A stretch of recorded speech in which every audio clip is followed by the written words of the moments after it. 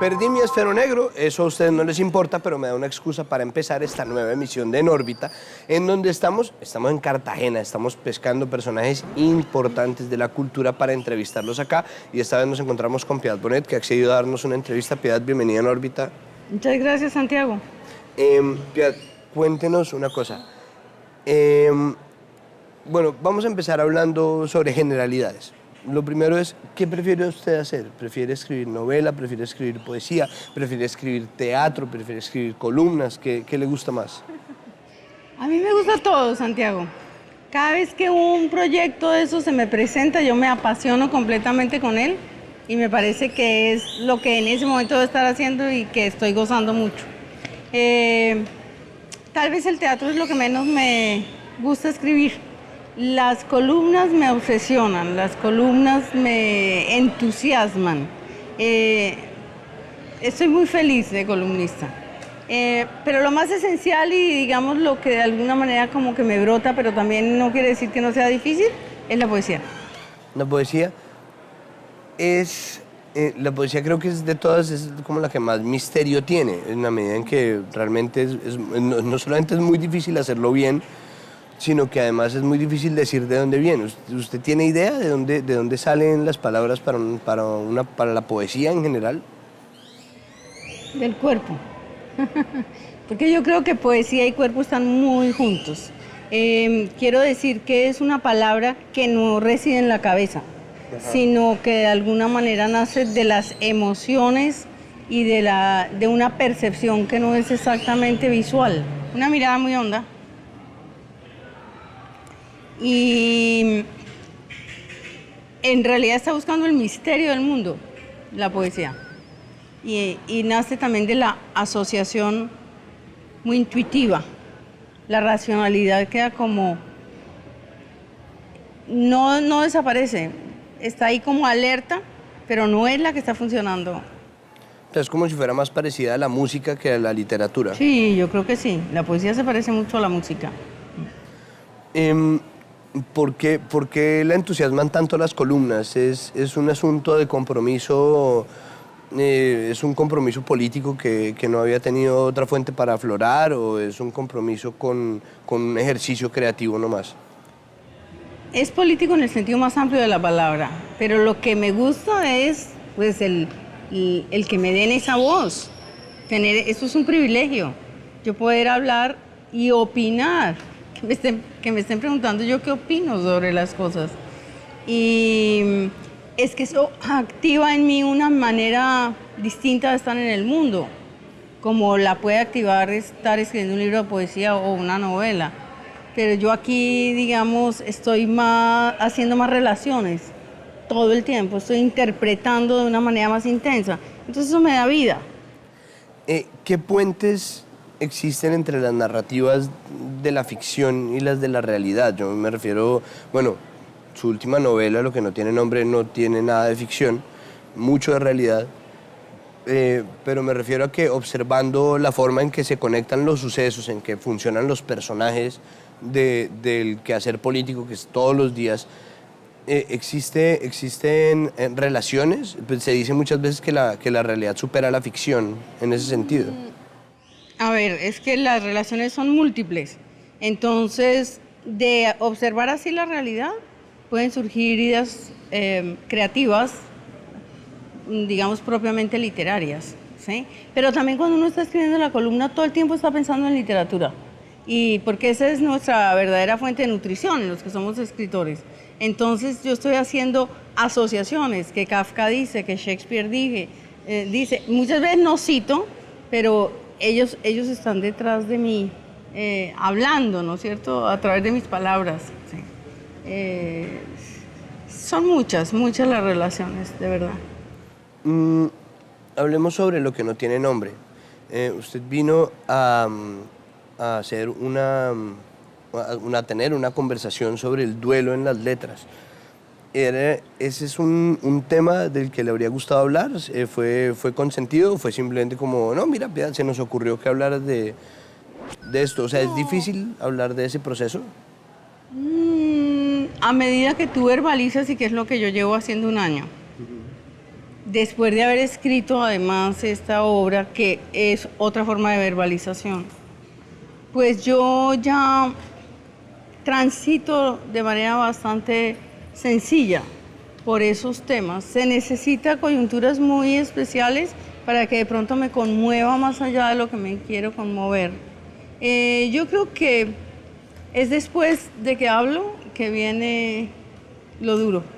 Muchas veces cuando entro a mi habitación, después de un día de reflexiones de esta índole, viene como la realidad más cercana y más íntima, el dolor y la ausencia.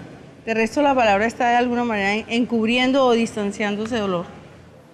¿Y si es posible hacer el duelo a través de la verbalización? ¿Si existe en ese sentido una cualidad terapéutica en el arte? Yo creo que sí, porque el duelo es una etapa. Quiero decir que es la etapa más intensa del dolor y es hacer las paces con eso que sucedió. Entonces yo creo que en esa medida la palabra ayuda mucho. Lo otro es una tristeza que yo creo que queda siempre, pero que no es tan lacerante, tan incapacitante como puede ser el dolor del duelo. En medio de la historia de su hijo existe un capítulo que a mí me interesaría, que no tiene nada que ver con el duelo, pero que me parece que trasciende además la historia personal y se convierte en una historia de muchos, que es el asunto con los fármacos, con el Roacutan específicamente. Yo leí una columna suya y en el libro aparece la relación que tiene el Roacutan con la depresión clínica. ¿Qué reacciones ha recibido? ¿Algún tipo de reacciones de la empresa que crea, que fabrica el Roacutan? No, yo supe, pero no la leí, que hubo una carta de los dermatólogos diciendo que eso no era cierto. Pero he recibido innumerables testimonios de gente a la cual el Roacutan lo ha llevado a estados de los cuales a veces no ha podido salir, 3 o 4 años después, de depresiones, intentos de suicidio, ansiedades gigantescas. Entonces, esas son drogas que a la gran mayoría de la población les hace bien, pero hay unos que se sacrifican. Esas farmacéuticas saben que hay el riesgo de sacrificar 10, 50, 100 o 1000 personas, ¿sí? Entonces la pregunta es si vale la pena correr ese riesgo, o qué siente la mamá de un niño de esos sacrificado, o qué siente ese pobre niño, ¿no? Porque además las secuelas del Roacutan no son solamente la enfermedad mental, son enormes. O sea, la lista es gigantesca. Entonces, digamos que eso es como una de las manifestaciones más agudas, más duras de un capitalismo galopante, y de una manera de enfrentar la ciencia que deberíamos empezar a cuestionarnos.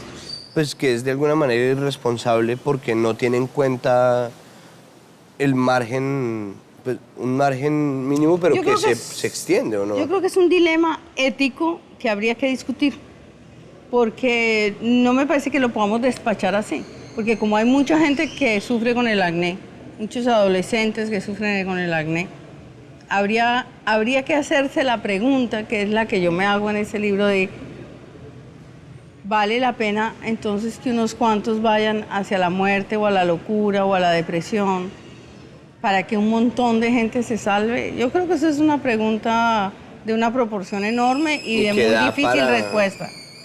Y queda para meses, pero de alguna manera nosotros presenciamos en Colombia episodios de este estilo todo el tiempo, como de grandes empresas internacionales, nacionales también, que pasan por encima de los intereses de la gente. O sea, algo va de la Rocha a la Drummond, pues. No, totalmente.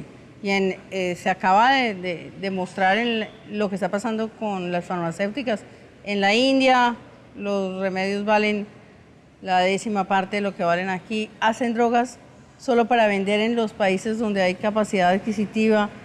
Yo creo que ese tema de las farmacéuticas, que lleva mucho tiempo en el tapete sobre el cual se han hecho películas, etcétera, es un tema que se debería seguir debatiendo e investigando. Yo creo que el periodismo de investigación tiene mucho que hacer ahí, y que es una batalla que no se puede dejar de dar, porque eso es como todo lo que es capitalismo galopante, ¿sí?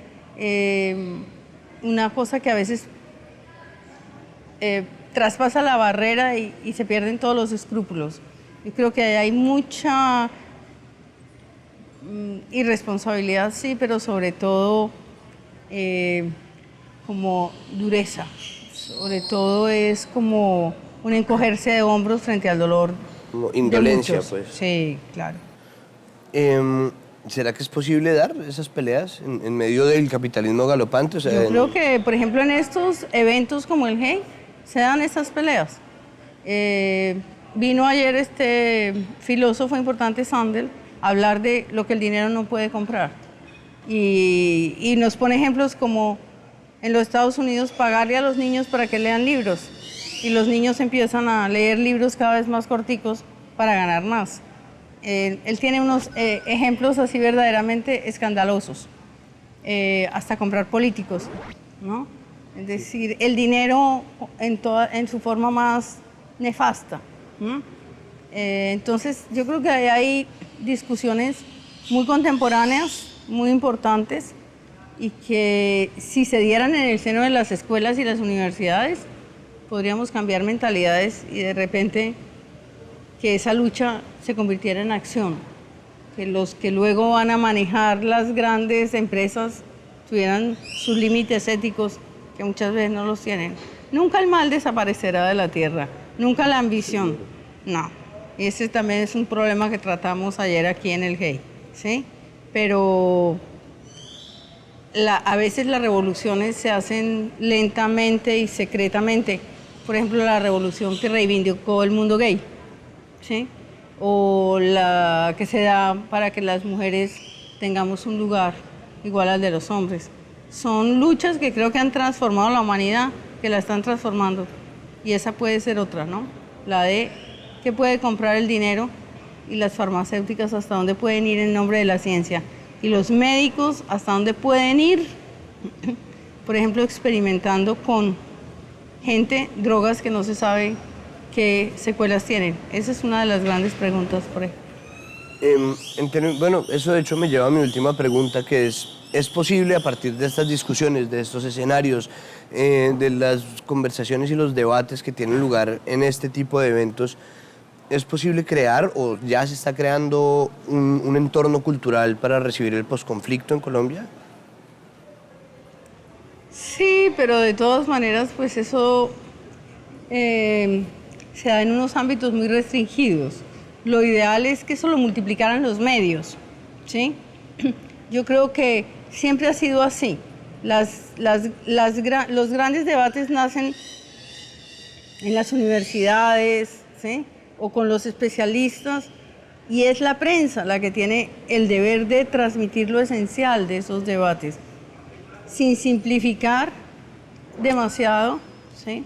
Sin perder la complejidad, pero llevando eso, y eso lo hace aquí bien la radio a veces, ¿sí?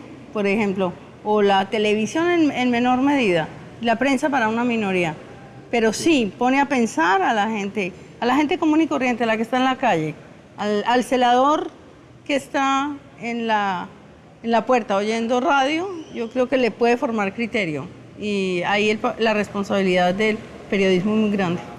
Eso es la ventaja de los medios menos pautados en ese sentido. La radio, que tiene mucha pauta en algunas emisoras, pero en muchas otras no, es liberador el hecho de no estar supeditado a... Claro, obviamente. Eso es una servidumbre más del capitalismo. De acuerdo. Bueno, Piedad, muchísimas gracias. Bueno, Santiago, a ustedes muchas gracias. Ok. Señores, no se les olvide que pueden ver esta entrevista completa en www.enorbita.tv. Nosotros vamos a seguir a la casa de gente interesante para entrevistar, para traerles aquí en órbita. Que estén bien.